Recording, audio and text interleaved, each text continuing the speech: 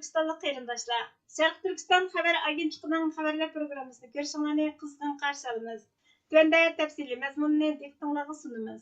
Amerika Tashqi ishlar ministrligi 2023-yillik inson huquqlari dokladini 2024-yili 4-oyning 22 kuni e'lon qilgandan keyin Sharq Turkiston surgundi hukumatı 26 aprel kuni Xitoyning Sharq Turkistondagi Uyg'ur, Qozoq, Qirg'iz va boshqa Turkiya xalqlariga qarata yurgizayotgan irqiy qirg'inchilikqa va insoniyatga qarshi jinoiy qilmishlarga qarata darhol dunyoviy harakat qo'llanishni talab qildi. Amerika Tashqi ishlar ministri Antony Blinkenning ochilish nutqi va doklatining Xitoy to'g'risidagi alohida bo'limi Xitoyning Sharq Turkistondagi vahshiyligining irqiy qirg'inchilik va insoniyatga qarshi jinoyatni tashkil qilganligini qayta ta'kidlagan. Bu vahshiyliklar keng ko'lamda tutib turish, majburiy emgakka selish va 1 millionga yaqin Uyg'ur va boshqa turk bolalarini Xitoy davlat boshqarishidagi o'rinlarda majburiy assimilyatsiya qilishni o'z ichiga oladi. 2014-yili mayda Xitoy hukumati Sharq Turkistonda atalmish oshqunlik, bo'lgunchilik va terrorlikqa qarshi turish nomida Uyg'ur va boshqa turk xalqlariga qarshi xalq urushini qo'zg'agan. 2016-yilga kelganda bu atalmish xalq urushi xalqaro inkas va ayblashning kamchiligi sababidan irqiy qirg'inchilik va insoniyatga qarshi jinoyatga aylandi. Xitoyning irqiy qirg'inchilik va insoniyatga qarshi harakatining muhim taraflari millionlagan Uyg'ur, Qozoq, Qirg'iz va boshqa turk xalqlarini Xitoy bargan sari turmaga aylantirayotgan jazo lagerlariga keng ko'lamda qamash, 100 minglagan Uyg'ur va boshqa turk ayollarini majburiy tug'mas qilib o'tish, millionlagan kishilarni majburiy emgakka selish, qul qilish, turk ayollarining Xitoy erlariga majburiy to'y qilishi, minglagan madaniyat va diniy so'rinlarni keng ko'lamda vayron qilish, diniy faoliyatlarni bostirish, yerlik turk tillarining ma'rifda cheklanishi va taxminan 1 million Uyg'ur va boshqa turk bolalarini oilasidan majburiy ayirib o'tib, davlat o'rinlariga yerlashtirib, assimilyatsiya qilish qatorliqlarni o'z ichiga oladi. Gerçi bu qilmishlar Amerika va Angliya, Gollandiya, Chex, Fransiya va Belgiya qatorliq bir qancha davlatning milliy parlamenti tomonidan irqiy qirg'inchilik deb aniqlanib, e'tirof qilingan bo'lsa-mu, ammo xalqaro jamiyat og'zaki ayblash bilan cheklanib, unumli siyosat orqali to'xtatishning tadbirini qilmadi. Sharq Turkiston surgundi hukumatining tashqi ishlar ministri Salih Xudoyor apandi Xitoy hukumati va Xitoy Kompartiyasi Sharq Turkistonda irqiy qirg'inchilik va insoniyatga qarshi jinoyatlarni sodir qilishni, ishg'oliyat va mustamlikasini davomlashtirishning quroli qilyotidi dedi.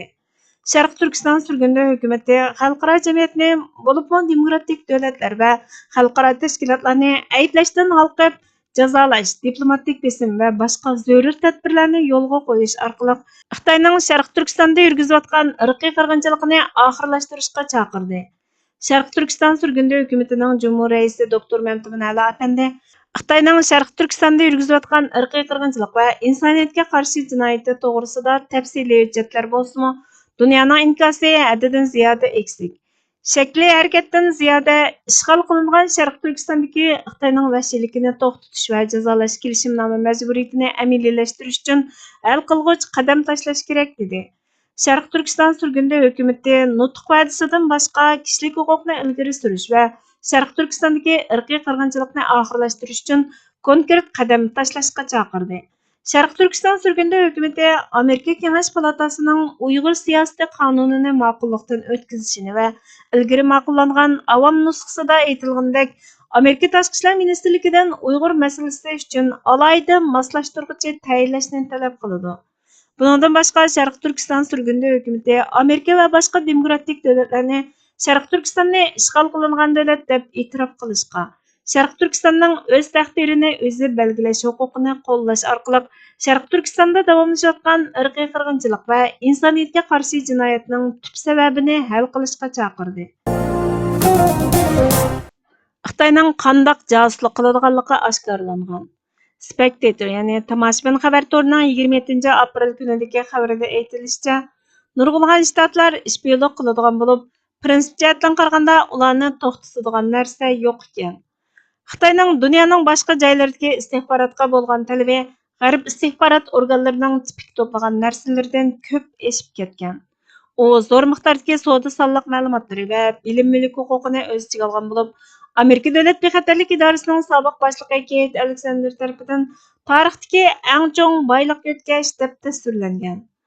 Xitoy hukumat to'r bekatlari, parlament a'zolari, universitetlar, Aqillar Ambiri və kişilik hüquq təşkilatlarından sonliq məlumat toplagandan başqa, diaspora gruppasi və şəxslərni nişanlagan. Xitayning tor hujumi Angliya parlament a'zolarini nishonlab, Angliya saylom komiteti sonliq ma'lumot ambiridan nupus saviyasi sonliq ma'lumotlarini o'g'irlagan. Dushanba kuni 3 nafar German harbiy uchurlarni yetkazmoqchi bo'lganligi va Beyjingga alayda lazerni ruxsatsiz ta'minlaganligi uchun qo'lga olingan. Shu kuni bir nafar konservativlar partiyasining parlament a'zosini o'z ichiga olgan ikki Angliya fuqarosi bir taraflama uchurni Xitoyga yetkazganligi uchun rasmiy sirlar qonuniga xiloflik qildi deb ayblangan. Xi Jinping bu hafta davlat bexatarlik ta'lim-tarbiya kuni munosabati bilan har bir fuqaroning josuslik alomatlariga diqqat qilish kerakligini aytgan. Xitoy davlat bexatarlik ministerligi chet el josuslari hamma yerda, ular har qanday shaklga kirib oladi degan. Nurg'un Xitoy organlariga o'xshash Xitoy davlat bexatarlik ministerligi bosh shtabining qurilmalari o'lka va shahar darajalik o'rinlarda ko'paytirilgan bo'lib, tarixiy, jug'rofiyaviy yoki savdo aloqasi bor davlatlarni nazorat qilib, ko'p qism chet el istixborotini to'playdi ekan. Shanxay davlat bexatarlik idorasi asosligi Amerikani nishon qiladi ekan. Zhejiang ishxonasi Angliyani o'z ichiga olgan G'arbiy Yevropaga markazlashgan ekan. Tianjin ishxonasi bo'lsa Yaponiya va Koreya haqida uchur to'playdi ekan. Guangdong ishxonasi Sharqiy Janubiy Osiyo haqida uchur to'playdi ekan. To'plangan sonliq ma'lumotlar har xil maqsadlarda xizmat qildiriladi ekan. Zo'r miqdordagi chet el sonliq ma'lumotlari Xitoy sun'iy aqlining cho'ng til modellarini chiniqtirishga ishlatildi ekan. Xitoy Kompartiyasi yana o'zining faoliyatlari uchun shaxsiy tor shirkatlarini ishlatadi ekan. Angliya saylom komiteti Wuhandagi tor shirkati Xiaojuji fan texnika shirkatining hujumiga uchragan. Bir qancha hafta ilgari Shanxaydagi bir shirkatning Xitoy hukumatining vazifalarini bajarish uchun xakerlarni taklif qilganligi oshkorlangan. Shimoliy Atlantik ahdi tashkiloti, Angliya tashqi ishlar ishxonasi va Chatham uyi aqllar ambirini nishonga olgan. Xitoy bir necha yildan buyon sanoat ko'lamiga josuslik qilgan. Xitoy istixborot organlarining xizmatining yana bir cho'ng qismi Xitoy Kompartiyasini tanqid qiluvchilarni nazorat qilish, zarur topilganda sukut qilishga majburlash bo'lib, yurtdagi tuqqanlarga besim ishlatish shaklini qo'llandi ekan. Ammo Xitoyning istixborot organlari va ularning vakolatchilari shaxsiy razvedchiklar texmo bevosita harakat qo'llanib, tanqidchilarni jimiqtira oladi ekan. Xitoyning yana Tövke o'g'lash harakati deb atalgan yer shariy xarakterlik maxfiy harakati bor bo'lib, chiriklik jinoyati bilan gumon qilinib chet elga qochgan Xitoy katibachilarini tutqun qilishni maqsad qiladi ekan. Xitoyning yer shariy qonun ijro qilish torining yana bir qismi 50 necha erkin demokratik davlatlarda qurilgan maxfiy soqchi punkt bo'lib, bular diplomatik qoidaga ochiq-oshkora xiloflik qilib, doim qonunsiz faoliyat olib bordi ekan. Xitoyning ko'plagan elchixonalari Xitoy istixborot ministerligiga sohibxonlik qiladi ekan. Bu odatda sohibxon hukumatga bildirilmaydi ekan.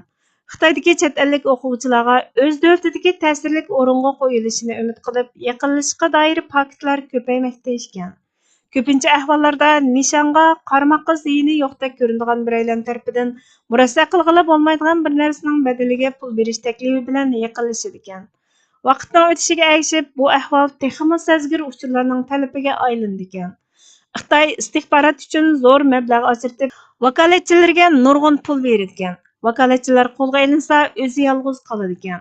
Xitoy, Angliya va Amerika istixborot organlarining yillardan buyon qilayotgan ishlarini qilayotganligini aytadi ekan. Ular davlat bexatarligi va manfaati uchun Xitoy haqida istixborot to'plaganligini yoshirmaydi ekan. Xitoyning josusligining doirasi va salmoqi G'arbnikidan eshib ketgan ekan. G'arb istixborot organlarining munosabatlik til mahorati va rayon tajribasi kamchil ekan. Hukumat Xitoyning strategik raqobatchi ekanligini, ammo dushman emasligini aytgan. Hukumatlardan biriga kishining vafodorligi nima bilan o'lchindi va buni nimaga asoslanib bilgani bo'ladi deb savol qo'yildi. Hukumat shunday javob berdi. Uning vataniga bo'lgan o'tdek sig'inishidan, o'tib ketgan vaqtiga qarab o'kinishidan bilgili bo'ladi. Darvaqa kishining o'zi va atrofini bog'lab turadiganlarga vafosini ifodalashi, vafodor ko'rinalishi tabiiy ahvol. Chunki munosabat zanjiri, urug' tuqqanlik rishti va do'st birodarlik qoida usullari buni taqozo qiladi. Shunga bu xil sharoitlarga beqingan holda ko'rsatilgan vafoni sinoqdan o'tgan, samimiyligiga shak tushmagan, riyodan xoli bo'lgan vafo degili bo'lmaydi. Mərd məydanda sınalğını kəbi vapaның çin yoki emasligimi pragmatlashmagan, mənfəət yoki riyoga yetmaydigan ravishda xolisligini namoyon qilishi zarur. Musofirona hayot, surgun turmush, hijronlik damlar bo'lsa, xolislikni namoyon qilishning fursati. Samimiyatni ko'rgili, tutquli bo'ladigan narsaga aylantirg'ili bo'ladigan mezgil. Vafo bo'lsa, samimiyatning reallikqa aylanishini amalga oshirishdan keladi. Vatan mehri, qarindoshlik rishti va uningda o'tgan unutilg'usiz kechmishlar bo'lsa, ushbu mezgilda o'zini ko'rsatib, kishining xotirasini g'idiqlab turadi. Shunga bu chog'dagi seg'inishmi, so'yishmi, eslashmi chin bo'ladi. Vafo xulqi qancha kuchli bo'lsa, hijrondan keyingi seg'inish o'timi shuncha lavildab turadi. Tan har joyda bo'lsa-mu, ammo o'y-xayol vatanda, tug'ilib o'sgan ona yurtda, uningdagi aslamalarda, rishtalarda bo'ladi. Oxirgi nafsini uningda berish, uningga qaytishning ko'yiga tushish, uning tuproqi ostiga ko'milish, hasratda yashash, hamda uningda yashnashga tegishli hurlik va izzatni, qadr-qimmatni seg'inib o'tish va bu yo'lda tipirlash uzilmaydi. Danishmanlarning vafodorlikning sinoq teshini vatan sevgisiga, yurt muhabbatiga, yar birodarlarga mushtaqlikqa bog'lab tarozilashni tavsiya qilishning hikmati ana shuningdandir. Burhan Muhammadning Çaylanayotgan Vatan Ahdi nomli maqolasidan e'lindi. Bugungi xabarlarimiz bu yerda oxirlashdi. Kelar qitimli programmamizda ko'rishguncha Allohga omonat bo'lgaysizlar.